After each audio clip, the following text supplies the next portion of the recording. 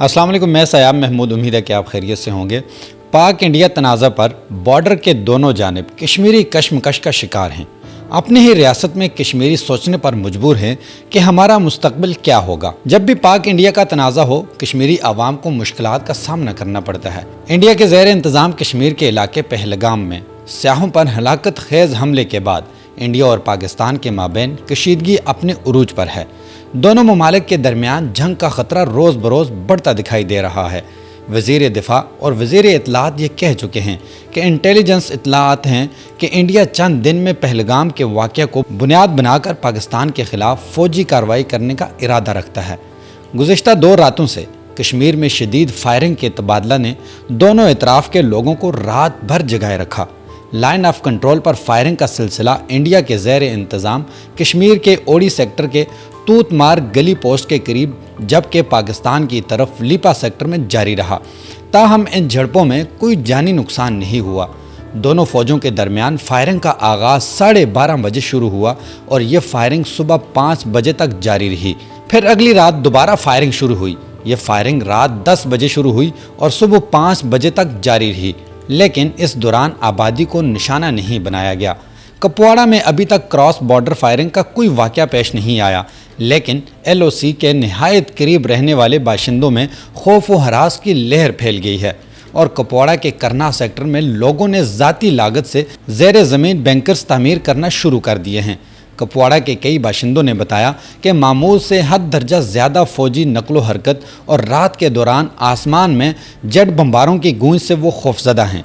India और पाकिस्तान के दरमियान सरहद का मजमूई फासला 3323 किलोमीटर है, जिसमें से जम्मू कश्मीर में 744 किलोमीटर तवील और 34 किलोमीटर चौड़ी दुनिया की सबसे ख़तरनाक अबूरी सरहद है, जिसे 1949 में अक़वाम मुत्तहिदा ने सीज़ फायर लाइन करार दिया था।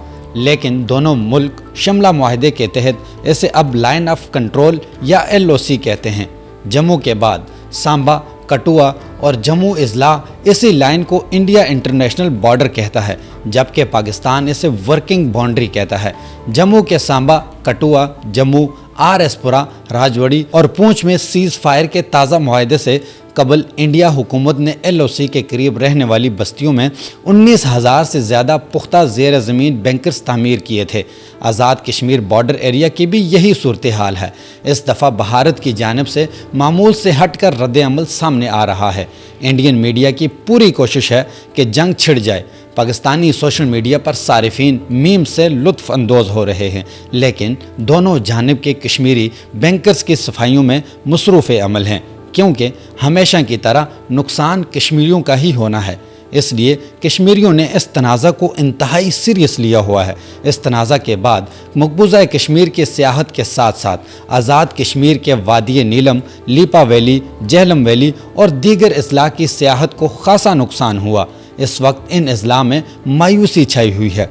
सियाहत से वाबस्ता अफराद मायूस नज़र आ रहे हैं। सियालकोट, जफरवाल और दीगर मुख्तलिफ सेक्टर पर भारत की जानिब से बिला इश्तियाल गोलाबारी जारी है।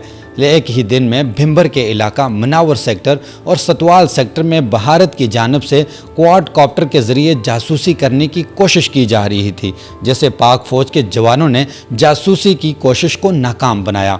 भिम्बर, लीपा, जफरवाल, राजौरी, करना सेक्टर, क्यानी और मंडाल सेक्टर पर रद्द-ए-अमल सामने आ रहा है, लेकिन LOC के करीबी इलाकों को एहतियात की ज़रूरत है। स्पीकर आज़ाद कश्मीर असम्बली की ज़ेर सदारत एक इजलास हुआ, जिसमें सियाहों का नीलम वैली में दाखिले पर पाबंदी लगा दी गई है। नुसैरी, मार्बल, चिल्हाना के मुकाम से सियाहों के दाखिले पर पाबंदी आयद कर दी गई है। ये वाज़ेह पैगाम है कि हालात कशीदा हो रहे हैं। भारत सियाहती मुकाम पर नकलो हरकत पर पूरी नज़र रखे हुए है। अगर पहलगाम की सियाहत पर वार हुआ है तो हो सकता है आज़ाद कश्मीर के किसी भी सियाहती मुकाम को निशाना बनाया जाए।